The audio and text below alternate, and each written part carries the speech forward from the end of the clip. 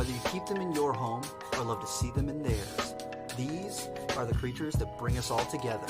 Reptiles. We're going to be delving into the experiences of reptile lovers from around the block and around the world. This is the Reptile Talk Podcast.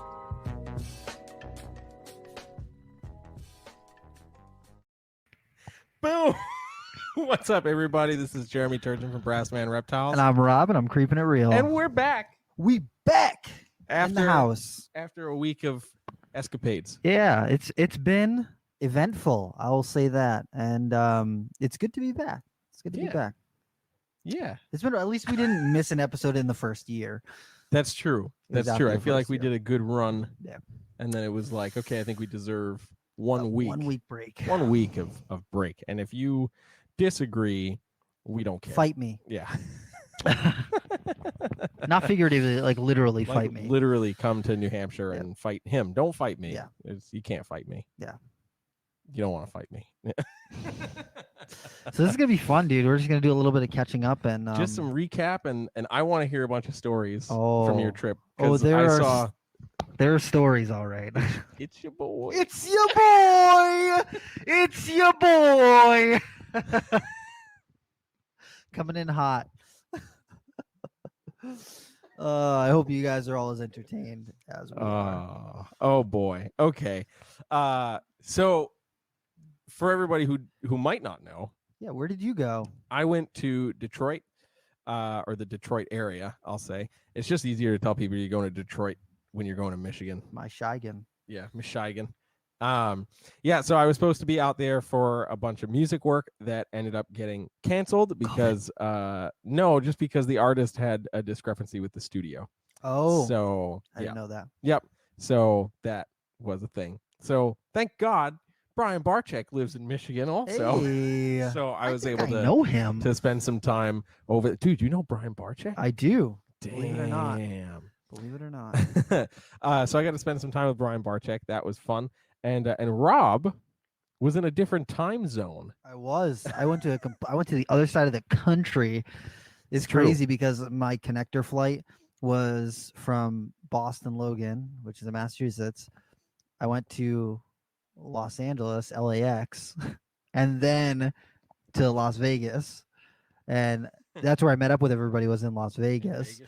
And they're like, "Where are you right now?" And I was like, "Well, I'm at LAX." And they're like, "You overshot. You went too far." And I was like, I know, because it was like an hour layover or something, hour and a half in LAX. So that was interesting. Did you buy anything in LAX? No. Good.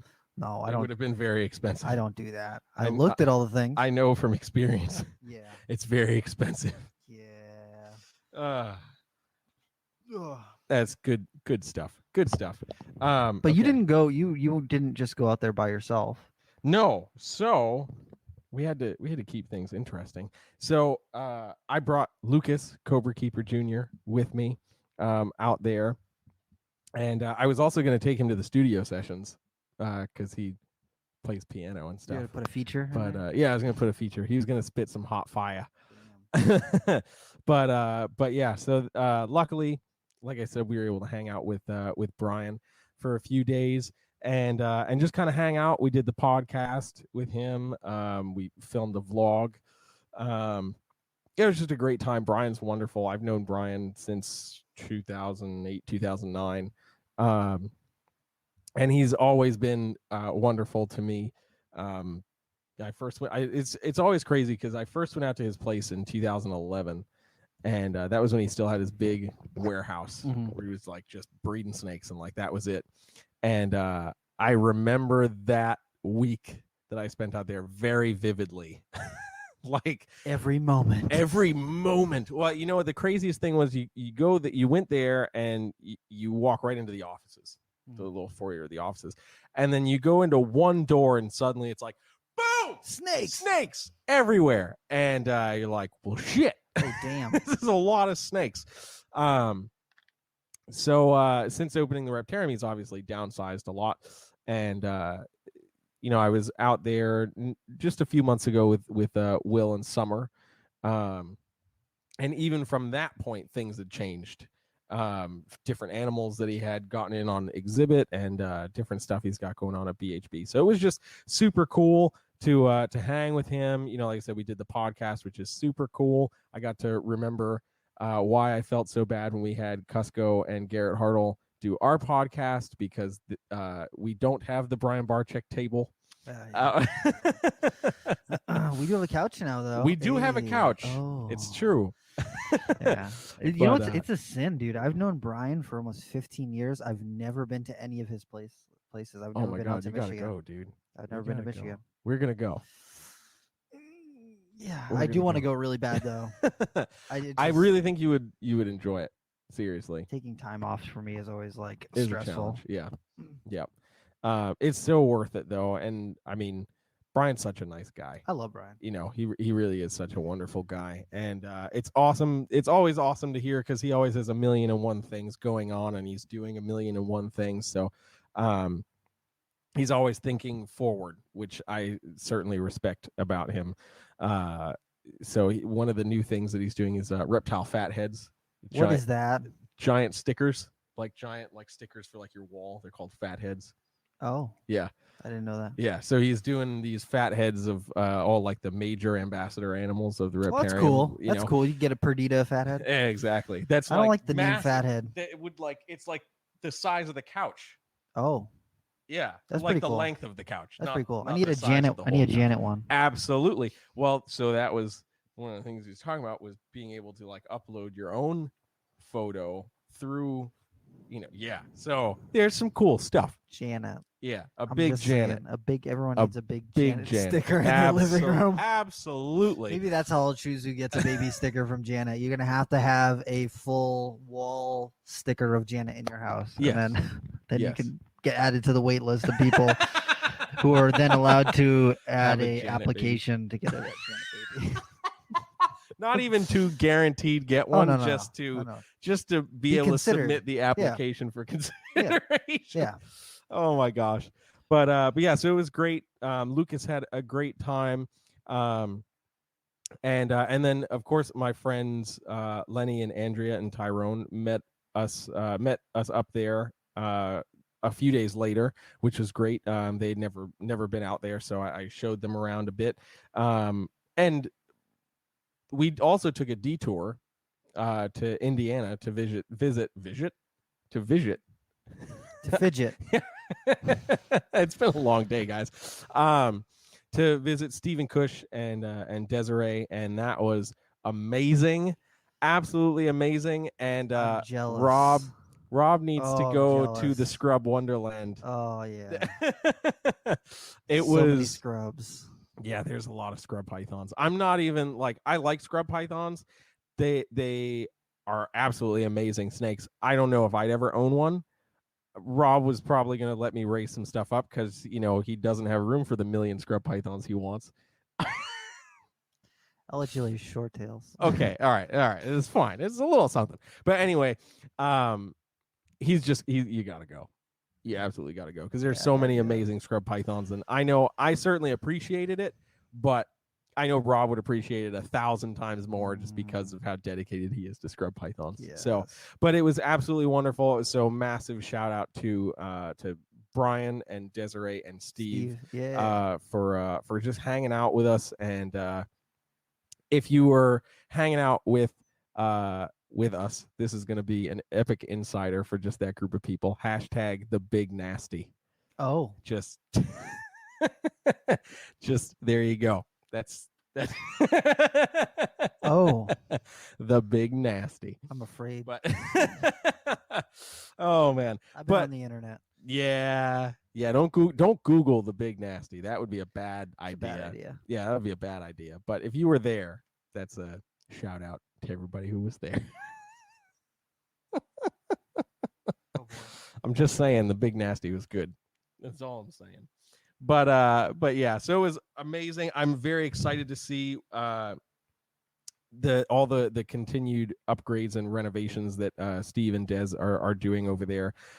They were showing us some of the upgraded monitor spaces and the upgraded crocodilian enclosures that they're working on right now. And the Python building that's currently under construction. It's going to be.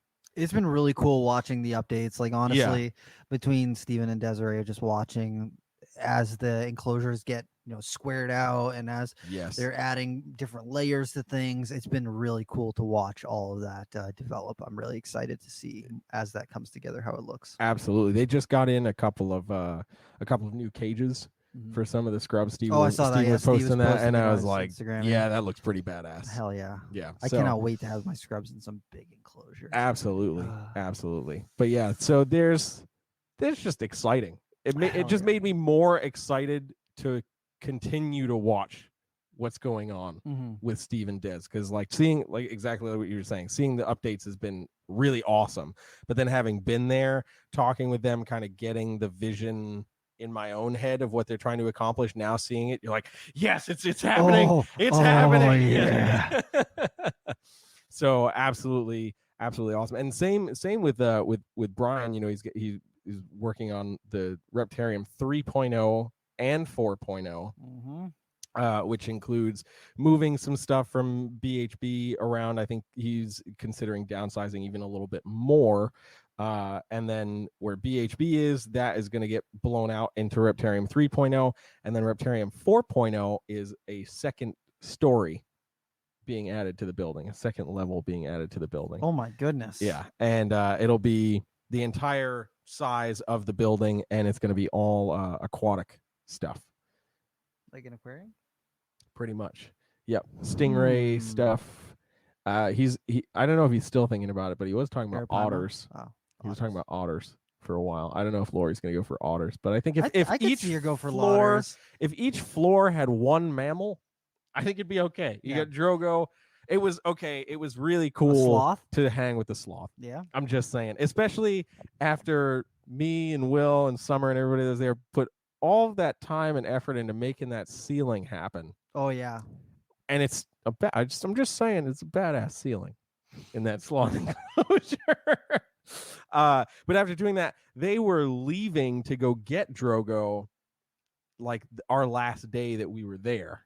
So I was like, oh man, I don't even get to see. I did all this work and I don't even get to see the damn thing. So to be able to go in there and hang out with Drogo, that was awesome. Sloths, I never in a million years would have thought I would have gotten that close to be able to interact with a sloth.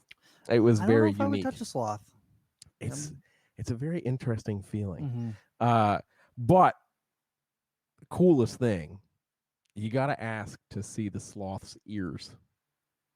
Got like these little tiny ears. Yeah, like tucked into its little fur. It's like imagine my earlobe just like attached. Pink. Yeah, as the ear, and it's like hidden under all this ridiculous coarse. No, that makes me uncomfortable. I don't know. Mammals aren't really my jam, so yeah. I mean, me either. It was just weird. It's one of those mammals like. Oh, this is weird. Yeah, well, yes, but also like it's one of those things that you see at a zoo or you see on TV. Yeah, it's never really anything you expect to be able to like pet one day touch, or like it was. Yeah, I did absolutely wonderful. One of the times that I went to Tinley afterwards, because I was there for like a couple extra days, I went to the Shed Aquarium, and they have this thing where you can do a penguin encounter. Oh yes, where you can hang out with a penguin for like 20 or 30 minutes or something. Yes. It was like $100 a person or something ridiculous like that. And and you did it. I did it for the person I was dating at the time, which like I never would have done it otherwise. But literally I was like, okay, we're going to interact with this penguin. And they're like, you can take 2 fingers and pet the penguin down the back. And like, it came like right over to me. And I was like, oh my God, here comes this freaking thing. So I take my fingers and I pet it. And I was like, what? Like, it was not expected. Shined directly down on the penguin in front of me, and like my eyes went dark, and I was like, "What's going on right now? I don't understand." And it was like, "Your fingers have now touched the softest thing they've ever felt in their lifetime."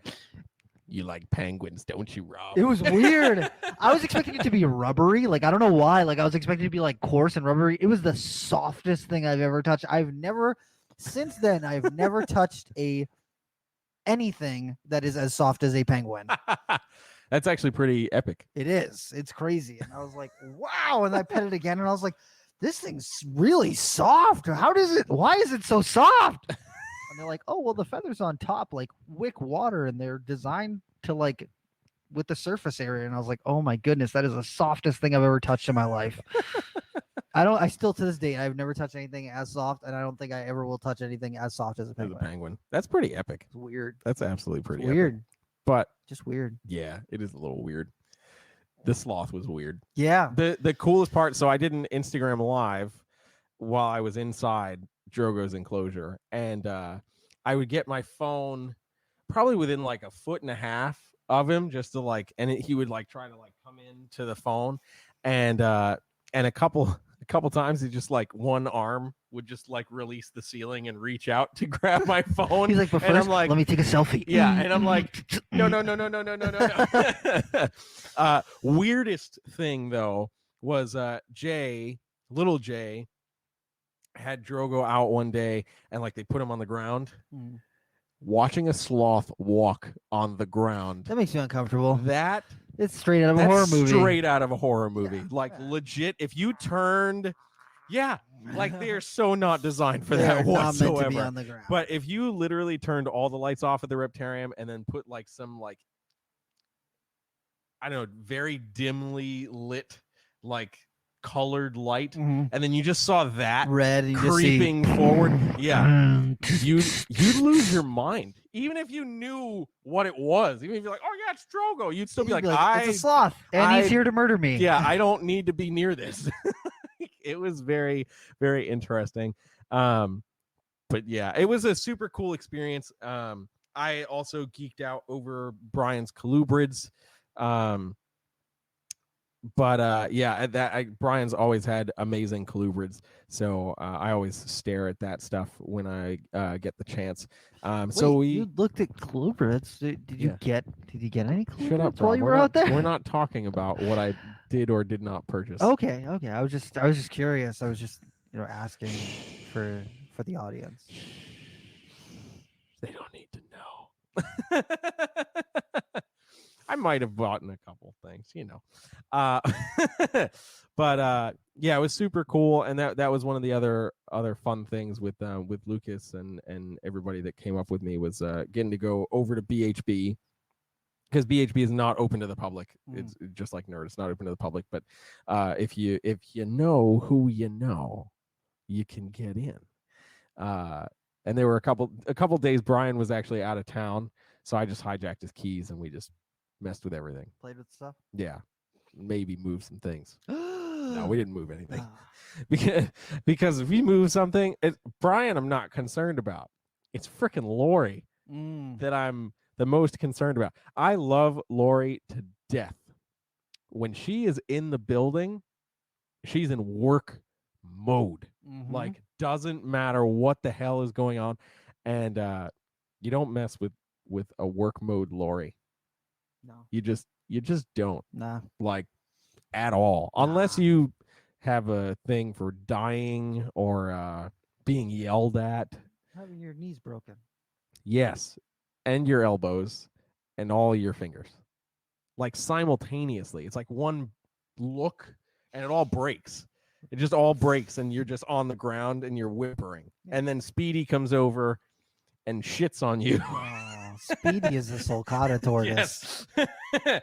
And then tramples you and just continues along his way, makes his rounds. Yeah, makes his rounds and then comes back and does it again to you. Oh no. Yeah. But yeah, it was absolutely wonderful. Also, I just got to shout out Bruce and Jessica from the Reptarium. Love you guys. We love you. And it was Bruce's birthday while you were out there. It was Bruce's birthday. He came with Lucas and I to see Steve and Dez, and we had a great time. It was absolutely wonderful. And you pinched his butt. I did. Rob made me pinch his butt. So I did that. I did it. And yeah, he made me virtually do it. From far away. Yes. But yeah, shout out to them. Shout out to Mike, one of the new employees over at the Reptarium, because he was our interface person while we were there, and he was absolutely wonderful. Just kind of whatever we needed, he was like right there to help us along the way. So thank you, Mike. And Jay, the edutainer, thank you for being sarcastic and witty I appreciate that a lot. I still have terrible memes to send you. Oh no. But yeah, so that was kind of like the synopsis of my trip. Rob now has ventured to lands far, far away that are often considered uninhabitable. Yeah, Habitable, I mean, habitable. if you got lost in any of the places where I was, You're you never would coming die. back. Yeah, you Yeah. die. You die. That's pretty much all it boiled down to. So I ended up going to Utah and doing some field herping because I love field herping and getting out in the Yes. wild and just experiencing reptiles in their natural habitat. And like it's I don't know if it's from like when I loved Pokemon. I mean, I like snakes before I liked Pokemon, but that thing of Pokemon where you're like walking through the glass and all the grass, and then all of a sudden, boom, a Pokemon shows up, and it's like do do do do do do. Yeah, so that's basically what it was like, and I enjoy seeing different species out in the wild, see the different habitats that they partake in, and then this trip I've been talking to a couple of the people who were involved in this trip for a while, and I was like, oh man, I gotta bring a temp gun so that I can check the temps of the animals and the environment that they're in, because it always like blows my mind that in the desert that there's all these things that live in a generally a habitat that you would not consider welcoming to living things.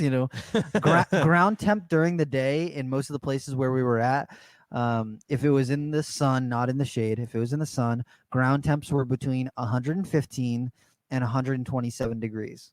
Jesus. Yeah. That's Consistently, pretty hot. like consistently. That's pretty hot. Between 115 and 125 degrees or 127 Jeez. degrees. And then in the shade in the same area, like literally what I would do is when I would find something, I'd be like, okay, where is it hanging out at? I'll temp gun the animal, temp gun the hot area, like some places sit in the sun, and then in the shade, and wherever they were generally located. So like we went to this spot where we saw desert tortoises. We went really, fairly early in the morning as the sun is really starting to come up into the sky, and it's still a little bit cool in the air. Mm-hmm. It might have been like 80 degrees out, air temp. But the first tortoise that we found, I temp gunned its body was sitting at like 81, 82 degrees, but it was sitting right out in the middle of the sun, and the sand was at about 90 degrees. And so I'm like, okay, it's starting to heat up in the morning. Cool. Same thing with the next couple ones after that. They were like between like 82 and 88 degrees, but they were sitting out in the sun, like right out in the open. You were just like walking along the trail, and then boom, there's a tortoise right there. And as we were getting towards the end of our hike, 2 hours later or so, we started to see the tortoises, but they are sitting in the shade, like in the shaded areas. Like they got these small shrubs and their shade, and they would be right behind the shrub in the shade. And so I temp gun the animal, and the animal is sitting at about 89 degrees, between 88 and 90 degrees. Their body temp is sitting there. And then the shade, the sand in the shade and the general area in the shade was generally about 76 degrees, which is wild. Like 76 degrees is pretty cold. Yeah, for the desert. Yeah, because it would be like, okay, so the brush is right in front of me, and then the sand and the sun is right off the side. So the tortoise is sitting in the shade. I temp gun the tortoise is at 89. The sand itself is at 76. And then I go 6 inches to the right, temp gun the sand, and it is at 115 degrees. Jesus. Almost 50-degree difference between 6 inches from where the tortoise is and where it could have been. That's crazy. It was ridiculous. And I saw that consistently, like absolutely consistently with a lot of the things that we found. It was like, if we found it during the daytime, it was either sitting in the shade when it was hot, or it would be out in the open when it was in the morning. Cooler. Yeah. And dude, that really is freaking crazy. It was ridiculous. Absolutely ridiculous. And, when I first got there, and I was like so excited about this temp gun. I'm like, oh, I'm going to test all this stuff. And everyone's like making fun of me. They're like, oh my God. Like, what are you doing? What are you doing? Like, really? You're going to do that? Because I was just like walking around, like just even when we didn't see stuff, I was just like, what's the temperature here? What's the temperature there? What's the temperature there? What's the temperature there? Because like, it's one thing if like, I know a lot of people who when they are keeping an animal, they'll like research where it comes from, and then they'll set their thermostat to be like whatever the temperature is where that animal's from. Mm-hmm. And if you did that for these deserts, you know, you'd be keeping your desert tortoise at 110 degrees or something ridiculous like that. And when you saw what the tortoises were actually doing, it was they were sitting at about 88 degrees. And they would thermoregulate to keep them right there. If it was early and it was colder outside, they'd sit in the sun until they got to that 88 degrees. If it was hot, then they would go into the shade and try and keep it that 88 degree temperature. It's crazy because you found that to be the same like across the board on all the tortoises. Yeah. That's really crazy. Yeah. That they like as a species, at least that part of that population was like, yep, this is what I want to be. 88 degrees. Perfect. And it was like, because at the beginning we were seeing like bigger tortoises, you know, they get like 14 inches or something like that, you know, not a giant tortoise, but really good size. And then towards the end, we were finding like little tiny ones, like maybe 5 to 7 inches carapace length.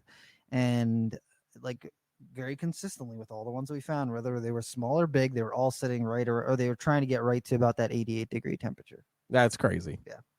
Really wild. Nature. And so we were out there with a few other people. So the people I know who live out there, Chris Allen Jensen and Aspen Mahan, those guys go field herping out there all the time. They're just like cruising and hiking and, you know, doing all like at least like a couple times a week they're out there field herping. That's awesome. But a bunch of us came together and decided to do this trip, and I kind of got tacked on. So this wasn't my trip initially. This was somebody else's trip. And then they were like, hey, Rob, do you want to come on this trip? There's a couple of people who you're friends with and you might want to come and do this. And I was like, hell yeah. Yes. One of the people being Keith McPeak, which is like, absolutely blows my mind because, you know, Keith was like one of the first guys to do Borneos and really like, you know, quote unquote, proved out a bunch of the Borneo morphs like the ghost and marble and a lot of that stuff. And so, you know, I really look up to Keith quite a bit. One of the other people that came was Matt Minatola, who's like the biggest Borneo breeder on the planet currently. And you can't get better than that when it comes to Borneos. So like just between those two guys, I was like, yes, I'm in. I bought my ticket already. I'm in. I'm cool. Let's do this. Like all I said was hi. Yeah, I know. Yeah. And so Keith's wife, Teresa, came and me, Keith and Teresa have known each other for quite a while now, probably over 12 years or something like that. I'm trying to think of when, probably closer to 15 years, like right around there. So as long as I've known Brian. Yeah. And because Keith used to vend the White Plains show, and I used to go to the White Plains show religiously, like every time I'd wake up at stupid o'clock in the morning and drag all my friends into the car and drive 4 hours, 4.5 hours to the White Plains show, stay there all day and then drive back. Absolutely. But Keith would vend there occasionally. And, you know, I've always been into the bloods and short tails. So it's so weird. I'd be like walking around, like looking at ball python, corn snake, tarantulas, blah, blah. And all of a sudden I come to this little display and it's like all bloods. And I was like, hey, hold on a second here. Who's got all these blood pythons? And boom, is Keith behind the table with his family. And so, you know, I bring him cupcakes and everything. And so, cupcakes. You know, so it's Keith, Teresa, Matt Minatola. And then they were like, oh, you know, Justin Julander is going to be there. And I was like, what? That's pretty awesome. That's wild. That's so crazy to me. And then, we had Chris Allen Jensen, who was showing us around. And then we had Aspen Mahan, who was showing us around. And then Nick Scally was the guy who kind of scooped me on the invite to get in, and he's from up by us, so he's you know, he's local to us, so we basically coordinated to almost fly together and travel together to get out there. And then Lon Dykesler and Sage Quiggle, hell yeah, so who's like awesome field herper out towards Nevada. And man, oh man, what a time. What a time. Let me tell you, man, that was something else. It was just a whole experience from start to finish. It was interesting. There couldn't be many laughs, though, because it's not like those guys they're not funny. Oh my goodness. Let me tell you, there was a lot of debauchery going on. Debauchery. There was some things going on. So we got an Airbnb, and so we all kind of stayed at the same spot, and it was like a brand new house on this road. And the couple of videos I saw, I was like, those are nice. It was a You're nice staying in a house. nice it was a really place, nice guys. house. You So was roughing it out in the desert. no, not at all. Not at all. And like, when I thought about like, oh, I'll go out there, we'll rent a hotel, blah, blah, blah. And it's like a bunch of people. No. They coordinated. They did this the right way. They rented a house. It ended up being less expensive than staying at a hotel. Oh yeah. And we got like these nice beds, and they had a hot tub and a full kitchen and like every amenity you could possibly want. A nice big couch, giant living room and everything. It was just great. It was awesome. I was very excited for that. But literally, as soon as we got into, because we landed in Vegas and then we traveled from Vegas to Utah because we're south field herping southwest Utah. Mm-hmm. And how far was that commute? 2.5 hours. That's not terrible. Like 2.5, almost 3 hours, I think. It's not terrible. Not horrendous. I mean, it was a little bit of a hike, but the scenery out there is just gorgeous from the the red sand and the red rock and everything. Mm-hmm. Basically looks like the Grand Canyon everywhere you go.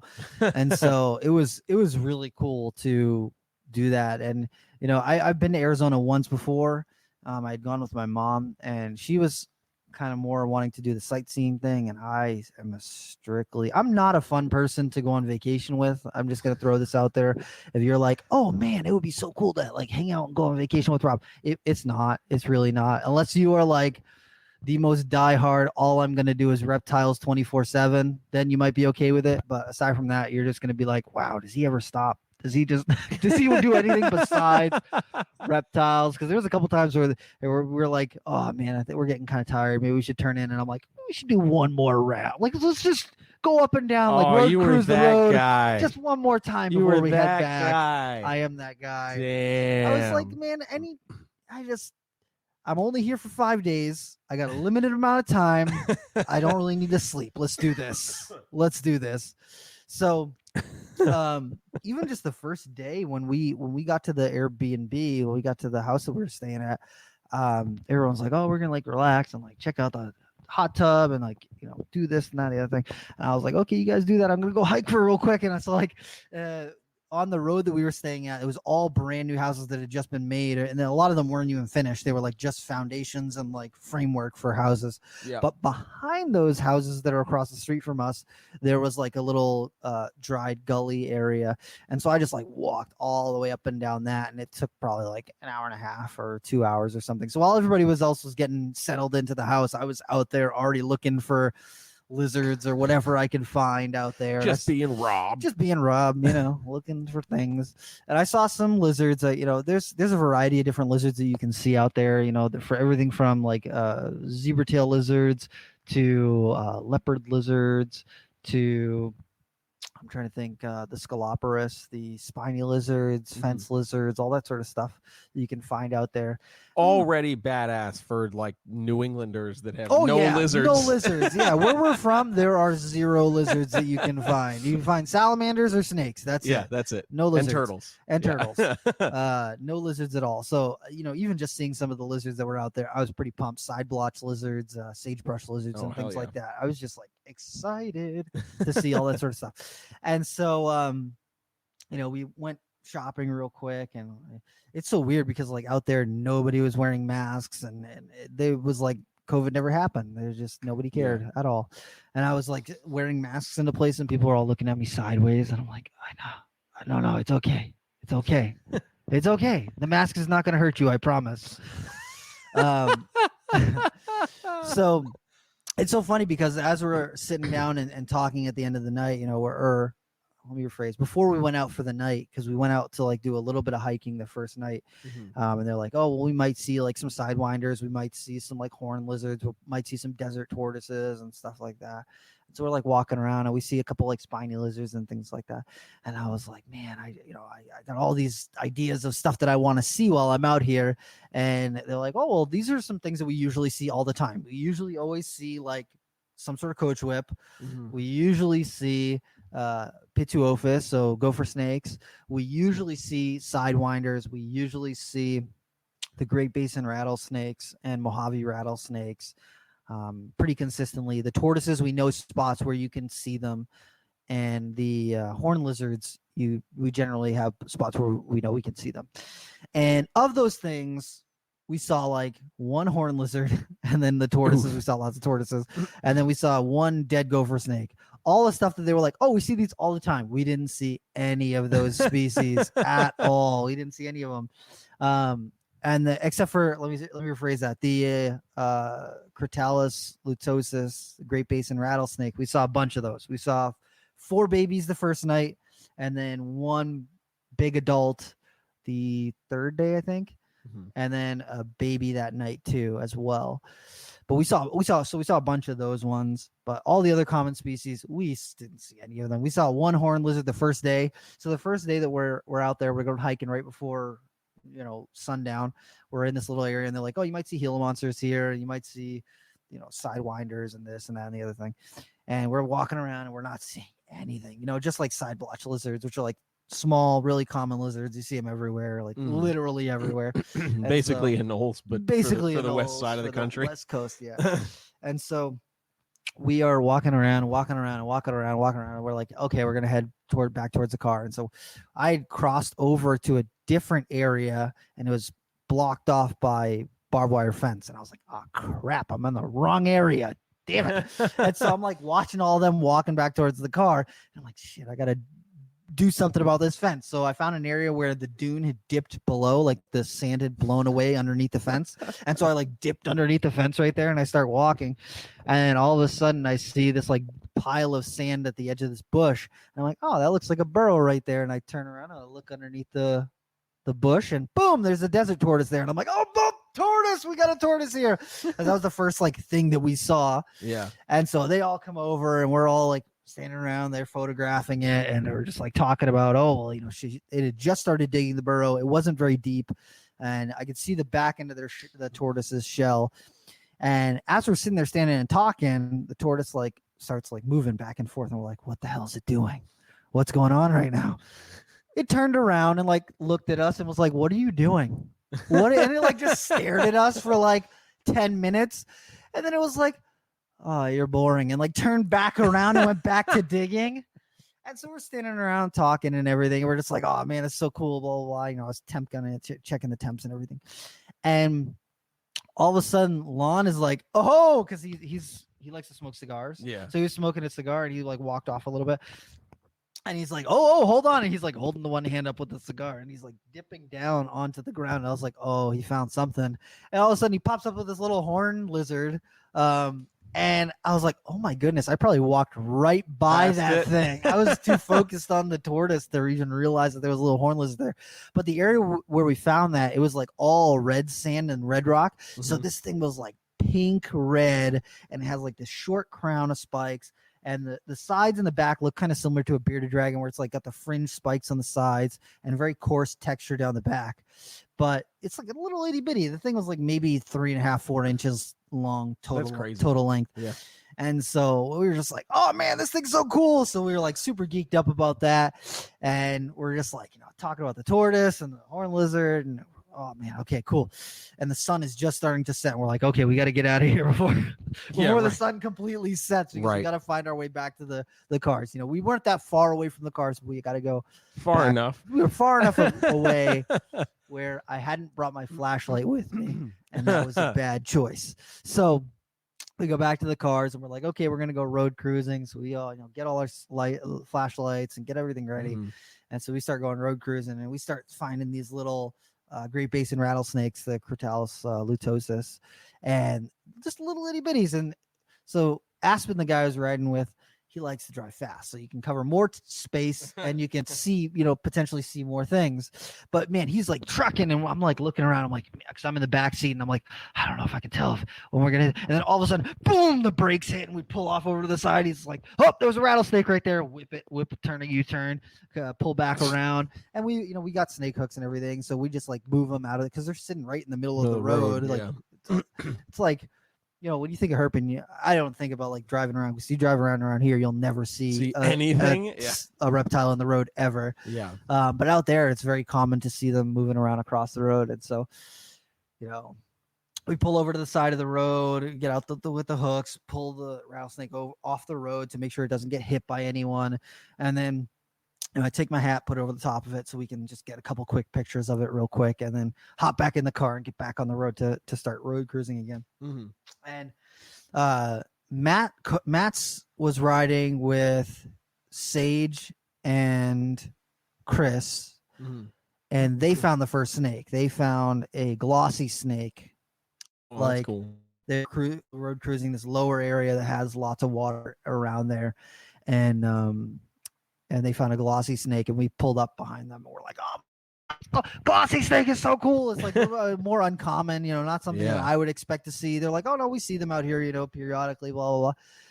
And it was just so cool to see these snakes just, I'm temp gunning the road, and the road is sitting at like 78 degrees or whatever. Sheesh. And their body's sitting at like 73, 74 degrees. But when people think about like desert rattlesnakes, they think of like hot, really hot, over 100 they're probably degrees, sitting at like 90, 95 degrees all the time, and it's like, no, they actually hid all day, and then they didn't come out until nighttime when it's like 70 degrees outside. So it was so weird because like even I think the lowest temp that I had for the ground around them was like 68 degrees, and but they were still out and moving around. And you don't think about like desert rattlesnake needs to be down to 65 degrees or whatever at nighttime. Right. Most people are just like, oh, I'll drop it down to 75, and that's really risking it, it's just too dangerous. But the animals themselves are out there at 68, like, let's do some hunting. Let's hunt some things. So that was like super interesting. And so the first night, Keith and Teresa weren't there. They were flying out the next day. And so the day that they came, we were like, okay, we're going to go actually looking for Gila monsters, because that's like our target species. That's really what we had gone out there for. Chris and Aspen kind of knew a spot where they're pretty sure we could see them, but they weren't 100% sure. There's been days where they go out there and they don't see anything.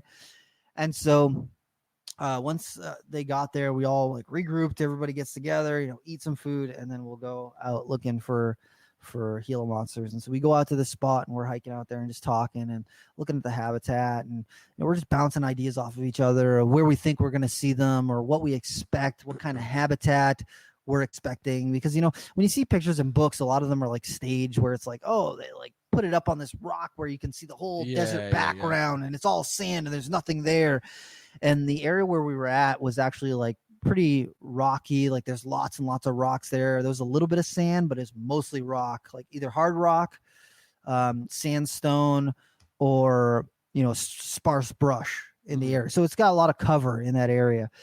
And so we're walking around and like taking a peek around, and they're like, oh, you might see tortoises out here too, you might see some lizards and stuff like that. So we're just like looking around and everything, and we're starting to climb up this elevation.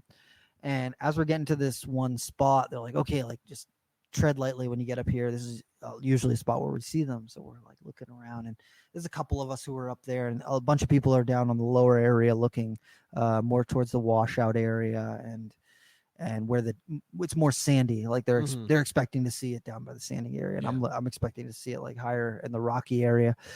And so we are looking around, and I see this rock like overhang, and it's like, there's only like maybe 3 inches gap at the bottom of it. But I look at that and I'm like, oh man, that's a reptile spot right there. Like that's if I was a Gila monster, that's where I'd be hanging out. And so I see it, and I look over at Chris and Aspen, and I'm like, that's the spot right there. And they're like, oh, you've got an eye for things like this. And I was like, yes, because that's, if I was a Gila monster, that's where I'd be hanging out. And so they're like, just go real slow and like shine a flashlight up in there. And so I go over there, I get down on my hands and knees, and I take my flashlight and I shine it in there, and there's nothing in there. I'm like, crap. If that's, and they're like, this is the spot where we usually see them, like right up underneath this rock. And I was like, shit, there's no Gila monster under there. Damn it. And I'm like, okay, so maybe we won't see any Gila monsters this trip. And so I'm climbing along the rocks, and what I'm noticing is in the area where the elevation is, there's lots of ground birds that have nests along the rocks, or I'm seeing them take off right from the rocks right up into the sky. So for me, I'm thinking, okay, like Gila monsters, they eat eggs, they're going to be looking for these ground nests. It makes sense for them. They've got great coverage in here. It's awesome. Like, okay, cool. And so we're like walking around, and there was there were 2 dead tortoises up there that are like, died of natural causes. And one of them had died several years ago because there's no meat or shell on the shell, or no meat or scales on the shell. It's just bone, and it's like bleached from the sun. It's all white. And then a couple feet away, there's another dead tortoise there that probably died a year or so ago, maybe less.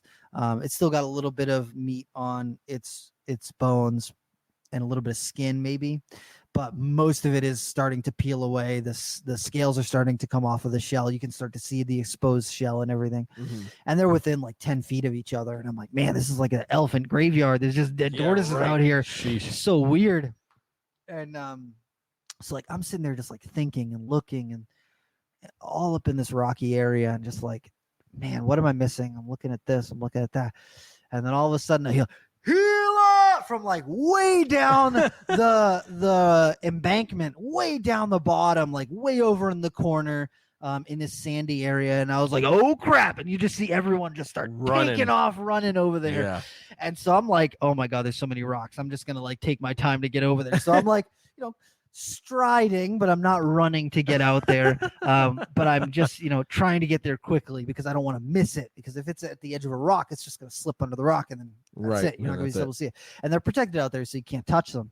So, I get out there and we're just like all standing around, and this thing is just like booking. It's just moving, and I don't know what it is, man. Their body was like very different than the ones I've seen in captivity. A lot of the ones in captivity I see, they look kind of like more stocky, more short. And this thing looked like an otter. It looks like you took it by the front and back legs and like stretched it out. And it's got this like super long body. And the first one that we found was like, you could tell it looked like it hadn't eaten a little while. It was a little bit thin and maybe it had been a little bit dehydrated or whatever. One of the guys who was with us, he actually works with the Park Service and he does monitoring of tortoises and stuff like that. So he was like, taking pictures and coordinate data of where the animal was and this, that, and the other thing, taking pictures of the pattern so we can match it up with some of the ones that they've got in their database. That's cool. Yeah. And so we're all standing around taking pictures and we're like looking at this Gila monster and it's just so cool. And it's like, literally there's this big rock. It's like probably 4 foot tall, 4.5 foot tall, with some brush around it and everything. And the Gila monster's climbing over towards the rock. And I'm like, oh, it's just going to go like around the rock and then we'll take pictures on the other side. Nope. The thing just just starts grabbing the rock and just climbs straight up this rock like it's nothing. And I was like, oh shit. I was not expecting you to do that at all. That's really cool.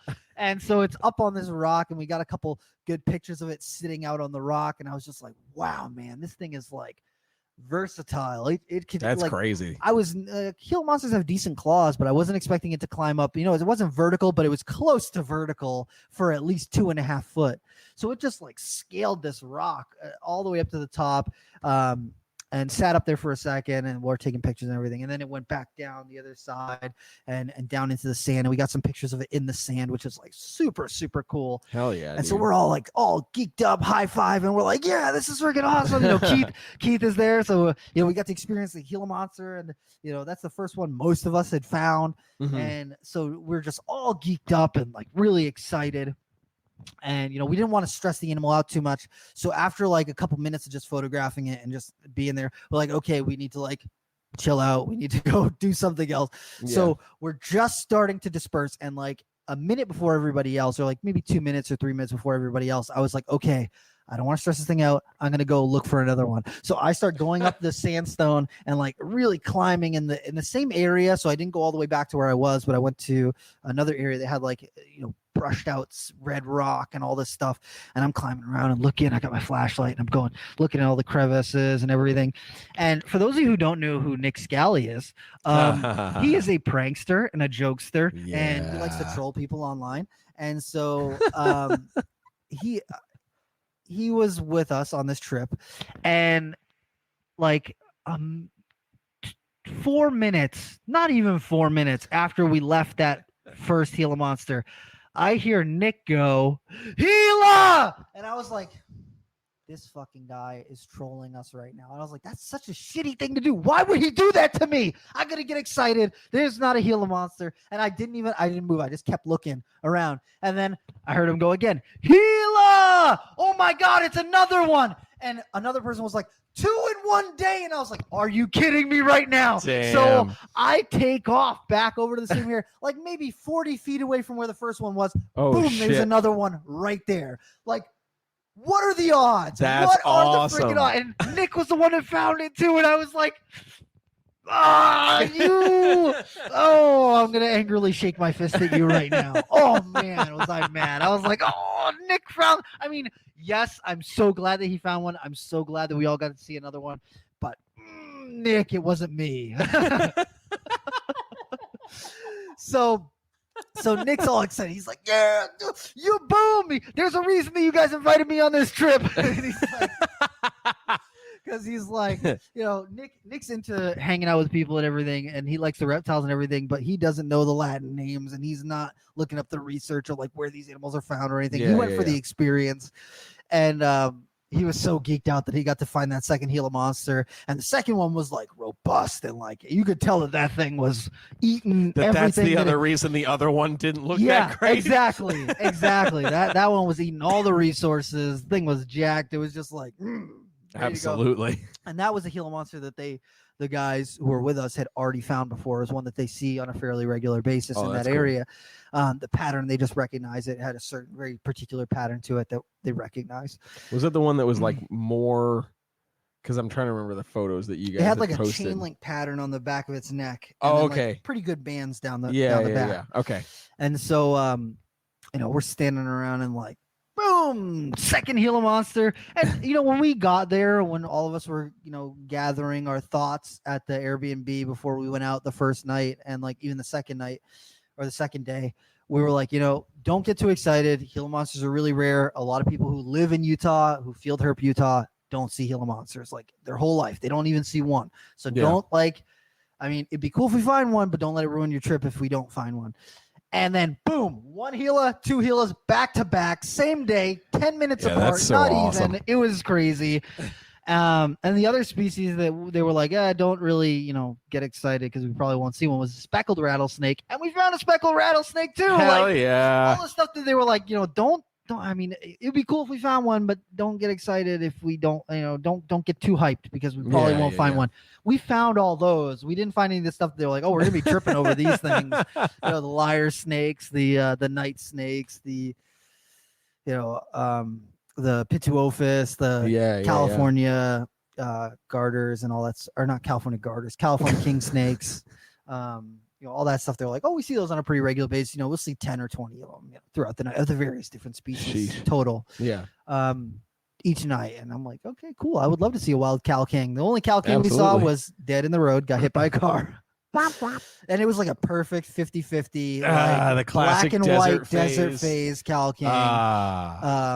And it had got hit like probably 2 minutes before we got there. Oh, but it was like dead.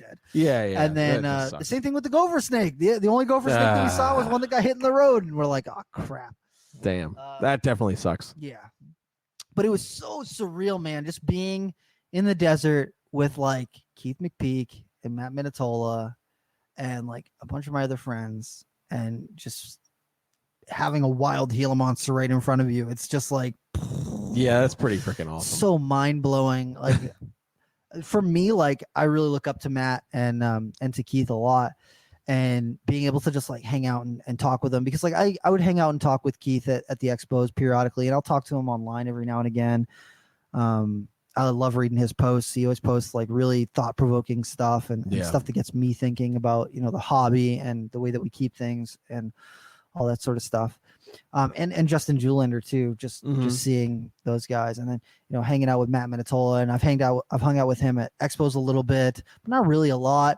But getting to like actually hang out, spend time with him, downtime, in a hot tub, shooting the shit, talking about snakes, talking about the hobby. It was just like very humbling for me because it's your boy. Between Lon and Nick and Matt, they're all talking about their kids, and they're like, man, they just love YouTube, man. They don't watch TV. All they care about is YouTube, and all these YouTubers just start out every video with "It's your boy." So that was kind of our thing for the trip. So if you see Nick Scally, make sure you tell him it's your boy in the house. Amazing. So man, it was just so cool. And then we saw wild tarantulas, which was wild. Wild Arizona blonde tarantulas, cool. Wild scorpions, and Sage is like an incredible herper. Like I knew her through the internet. I hadn't met her in person before, but just she's like got this. She's very knowledgeable. She's kind of quiet, but she kicked ass, man. She kept right up and was hiking and photographing. That's awesome. And she was going ham, man. It was awesome. I love it. I love that. It was cool. Rob had a great time. I had a great time. And basically what it told me was that I need to do an Arizona trip ASAP. Because I really, really, really need to see Crotalus molossus, the blacktail rattlesnakes in the wild. And I really, really, really would love to see Crotalus willardi, the ridge-nosed rattlesnakes in the wild. And those are like my top 2 favorite United States snakes, period. Yeah. And both of them are located in Arizona, and the molossus are pretty easy to find. The ridge-nosed are not that easy to find. But it just means that I need to take some time and just do it. I need to plan a trip. I need to get out there. I need to do it. And one of the really cool things was that Aspen had just bought this book that came out through EcoWare. Oh, of Snakes of Arizona. And that book, oh my goodness, I was thumbing through it a little bit and looking at all the different like high quality photos that they had in there of the different species. And not only did they have like good pictures of representatives of the species, like the first one that comes to mind is like the Crotalus cerberus, the black rattlesnake, the Arizona black rattlesnake, not the black tail, but the all black rattlesnake. And most of them are most locales are jet black. Like you can see a little bit of pattern, but they're mostly a black rattlesnake. But they showed a bunch of different localities in there where they were not black, where they were like tan with black markings on them or a gray wash on them, and like all these different locales that did not look like what you would think that species looks like. And they did that with like each species as they were going through the book, and I was just like so geeked out, and I was like, this book is amazing. Hell yeah. And I bought it before I left. I was like, I went on EcoWare's website and I was like, I need this book. It's $55. I don't care. I need it. And I bought it because it has so much good information in there. And I just want to read through all the species that I want to see while I'm in Arizona, see their distribution maps, and really just like. It's also super rare to find a book that not only has good photos of the particular species, but of the locality variations. That's a massive thing. That shows right the locality differences of the same species. And there's like a couple of really awesome pictures of like rattlesnakes eating birds, or there was one that caught a chuckwalla, and the chuckwalla that it was swallowing was like 4 times as big around as this rattlesnake, but it had it like halfway down his throat. So there's like, you see this little tiny rattlesnake head, and you can see the fangs, and then all of a sudden you see this giant chuckwalla body sticking out of its mouth. And I was like, man, that's so amazing. That's so cool. Ridiculous. I was so geeked, and I was like, okay, I need this book so I can read through it because I'm so excited for that. Hell yeah. It was just such an experience. And then, Justin Julander is out there with us, and, looking at the different species, and he's watching me like temp gunning things, and he's like, what you doing at the day that we went out and we're looking for tortoises? And I was like, well, I'm just curious. And he's like, are you like doing research? Are you writing a paper? And I was like, no, I'm not writing a paper. I'm just curious for me. And he's like, are you writing down the data? And I was like, what am I going to write down the data for? Like, if I was going to, for me in my mind, if I was going to use this data in a useful way, I would have to be there like for a month straight, just recording data at different times on a specific species, looking at them all day throughout the day, where they're going, what they're doing, temp gunning them the whole time, and the environment and all that sort of stuff.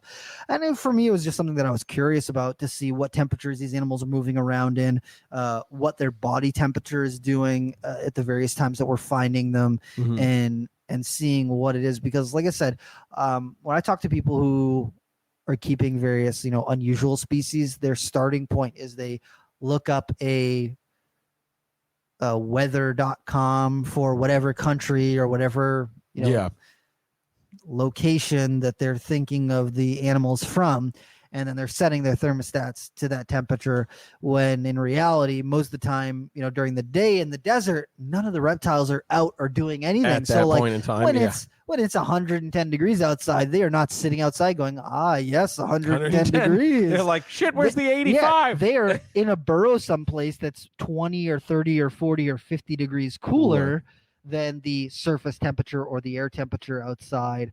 And so if you were just going by, I keep an Arizona black-tailed rattlesnake in the area where they're found, it gets 110 degrees. So I'm going to make the enclosure 110 degrees. The animal's probably not going to be happy because it's not living in a generalized habitat. It's finding a micro habitat, a micro area where it's going to stay in a more comfortable range. And the only way for you to know what these animals are actually doing is to go there and see it. It's as simple as that. Yeah. I mean, there's different ways that we can look at how we keep the animals and adjust our care to, how's the way I want to word this, to how we see the animal adjusting. So if you see your bearded dragon has got its mouth open and it's gaping, that usually means they're too hot. If you've got your temperatures at 140 degrees, maybe it's too hot for your bearded dragon. You need to tone it down a little bit. If it's sitting out and basking for a minute and then hiding the whole rest of the 24 hours of your day, it's probably not good. Yeah. You got to kind of find that happy medium where they might go bask for an hour or two, or even just 30 minutes, get a little bit of energy, move around. They're not hiding, but they're still, active. Still active, right? And then they might go bask for another 30 minutes or an hour or so, and then maybe go hunting and looking for food. You got to find that happy medium of where the animals are, because one of the things that I think of is like blood pythons and short tails. Like people in the 80s and 90s and even the early 2000s, people were keeping them at like 95 degrees. They're like, on Sumatra it's 97 degrees today, so let's keep our blood pythons at 97 degrees. And they are just miserable because the blood pythons generally are not going to be sitting out in the sun. They're not going to be just sitting there baking at whatever the air temperature is, or even the surface temperature. They're usually hiding in a swampy, wet area where it's going to be 20, 30 degrees cooler. And nowadays, like, I keep most of my bloods and short tails on ambient temperature at like 82 degrees. And I usually don't even do much of a hot spot for them. And they do really great at that, like 82. And then at nighttime drop down into the 70s is fine, as long as they get that like warm during the daytime. And I've seen that the animals are less prone to the anxiety or the nervousness. They're not like uncomfortable, because when people used to keep them in the 80s and 90s, they were like, oh man, blood pythons are evil. They just like flip out and lose their shit. It's because the animals were uncomfortable. They did not like being at 90 degrees. They had all this extra energy that they had to burn off somehow. And when, a big scary, person comes, grabs them out of this container, they got to burn off that energy, and they're scared and they're cooped up. So they're going to, burn that off. And I think that it plays a role in the greater, how we keep things, just to experience some of those things, even if it's not the species that we keep. And Justin was like, dude, you should write a paper. You should like write down this data and like write a paper about the tortoises and the temperatures that you're seeing them at. I'm like, dude, for me, I would just want to take more time. I would need a giant sample size of different individual animals at different sizes and different times of the day. And literally, we saw tortoises for we went looking for tortoises specifically for one day for like 4 hours. Yeah. So that to me just like wasn't enough. Hey, I'm just saying, if it was enough for the U.S. Geological Survey. Oh. True though. Fuck those guys. I'm going on record right now to say it. Bunk science. I think 4 hours is all you need, Rob. I don't even know if they did that much. Yeah, no, it was one of the finger in the mouth, hold it up in the air. Yeah, exactly. It's like, yep, okay, I got it. It's not going to rain today. Yeah. There's no breeze. Yeah. So that it was just so incredible, getting to hang out with Justin. Like I've never met Justin Violander before. And his wife Heidi was with him, and I'd never met Sage in person before, but I knew pretty much everybody else and had met them at least once. And just getting to hang out and talk reptiles, and I feel like it, at an expo you can do that for a little bit, but you don't want to, if somebody's vending, like Matt would always be vending Hamburg, so I wouldn't want to take up his time so you can deal with customers and sell stuff, because that's kind of what you're there at the expo there for.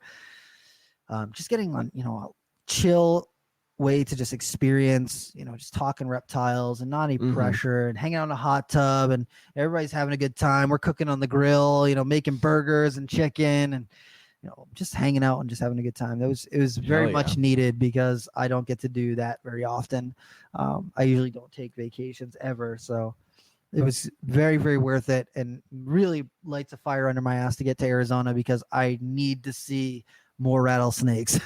but let me to give you an idea of how cool it was for me, because after like the third or fourth Great Basin rattlesnake, they're like, okay, we've seen the Great Basin rattlesnakes. We need to see something different. I was still like, yeah, rattlesnake, this is awesome. Before I had gone on this trip, the last time I saw a wild rattlesnake was probably 10 years ago. Almost 10 years ago. Damn. Because they're all endangered up here in New England where we're from. And I generally don't go to the areas where they're found because I just don't want to disturb them all that much. Yeah. With the few numbers that they have. And then they always have park rangers patrolling and they'll, arrest you for harassing endangered wildlife. So I don't even go out to those areas anymore.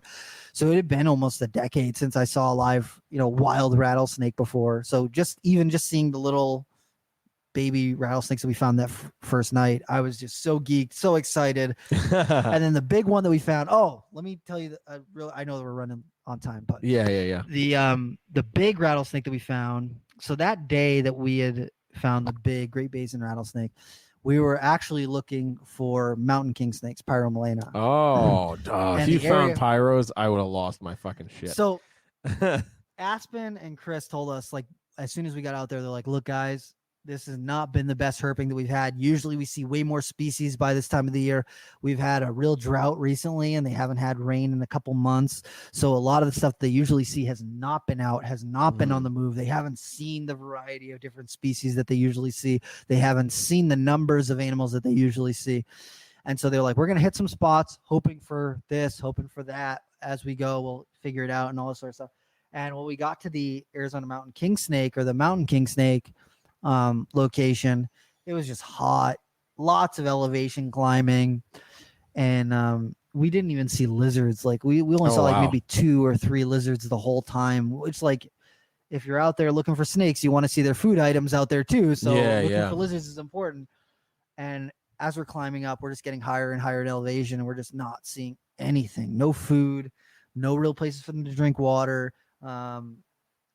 Not a lot of great areas for them to bask. The area was a little bit overgrown and this, that, and the other thing. And so we're like, oh man, we're starting to get tired because we've been road cruising the night before and moving around and doing this and doing that. And so, we kind of decided to call it, and we're all going to head back to the cars, and, we'll try road cruising that night and see what we can find. And so we get back to the cars and we're just like, kind of a little discouraged. And I started walking around the lower area just looking for stuff. And I'm like, not finding anything. No lizards. Yeah. No, all the nothing. Stuff you would want. No birds, nothing. And so everybody's getting in the cars. And I'm like the whole story of this trip was everybody's getting ready to leave. And then I'm a half mile away because I was just like, I need to find something. Just grasping at straws, looking for anything that I could potentially find. And so, we all got back in the car, or the 2 cars, because we traveled together in 2 cars. And Aspen's driving our car, so it's me, Nick, Lon, and Aspen in that truck. And so we're taking off down the dirt road to head back to the Airbnb.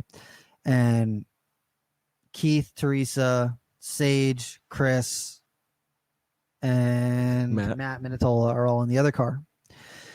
And so they're behind us. We're cruising, trucking right along. And as we get from the dirt road onto the main paved road, there is a big, and I'm talking really, really big spiny lizard, the Scoloporus, in the middle of the road, like a big one, like the size of a small bearded dragon. The thing was massive. Shit. It was like probably like 8 inches long. The thing was huge, like big enough where I could see it from a distance away. Yeah. And like they're fast as heck. Like you generally are not going to be able to catch them. They're just stupid fast. And so we're Aspen's driving pretty quick, and he like hits his brakes a little bit, and the second that he touches his brakes, it like takes off into the side brush. And so we're like, oh crap, like maybe we could pull over and like try and catch it, but they're so fast it's probably already gone. So we just kept going, and all of us in the car are talking about, man, that that spiny lizard was huge. Did you see the size of it? It was yeah. massive. It was just this giant lizard in the middle of the road. And then all of a sudden we see the cars behind us, boom, whip over to the side of the road. And we're like, they really pulled over for that spine. I mean, it was a big spiny lizard, but like, and then we're like, oh, well, Keith really didn't get to see any like the spiny lizards when we were out hiking the other day. He didn't really see any of this. Oh, yeah. Maybe they wanted to just like see if they could get a picture of it on the side of the road. And all of a sudden, Aspen's phone starts ringing, and he pulls over to the side of the road and picks it up. And it's Chris, and he's going, "You didn't see the giant rattlesnake on the side of the road?"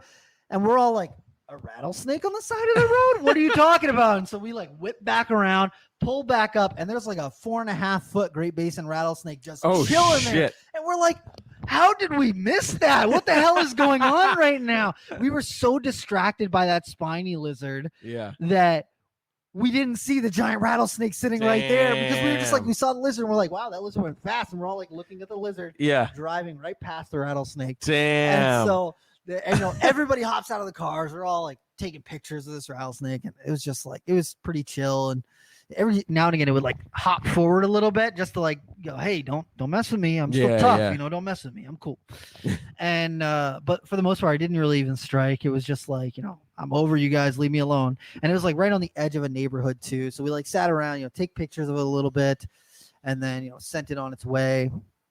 And it was just like so cool to just see this like big rattlesnake. And that's the only snake that we really saw during the daytime. Everything else we saw at nighttime, the speckled rattlesnake, glossy snake, the king snake, the gopher snakes, all the other rattlesnakes, everything was at nighttime. When it's like 70 degrees outside. Dude.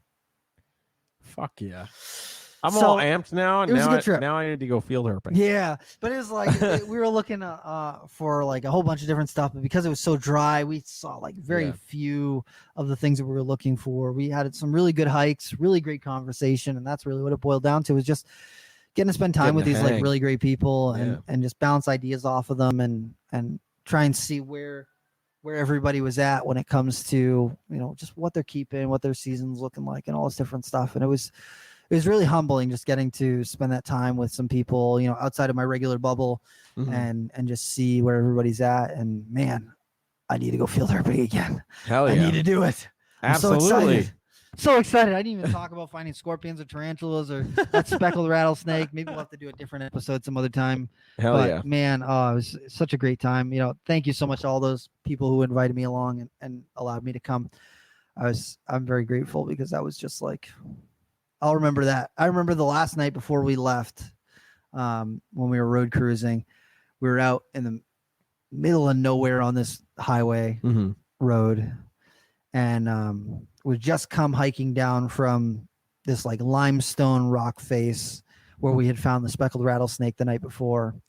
And we had saw like a tarantula and some scorpions and stuff. And as we're out there, I'm just like standing there, just like looking up into the sky and like out into the distance. And you could just see like just the silhouettes of the mountains in the distance. And the air is just so like crisp and it's quiet. Just like really, really, really quiet. Besides us, walking around, like eerily quiet. And I just sat there for a minute and just like really just like took it all in. And I was like, man, this was like just an awesome trip. It was so cool. Hell yeah, dude. Just really cool. Hell yeah. Had a good time. That's freaking awesome, dude. Hell yeah. I'm so happy that you went, because I remember when you were first telling me that, you're like, I don't know. Yeah, I was like, I don't know if I can take the time off. Yeah, and I'm like, work and you put that time off request in right now, and I will approve it. And he did. He did it. I did. So hell yeah, dude. I'm happy that you got to go and have such a great time. It looked freaking wonderful. Yes. Arizona, I may be a sliver jealous that I wasn't there with you, but I'll come with you to Arizona. We would have got saucy if you were there. I mean, it would have been something else. I mean, yeah. Oh my goodness.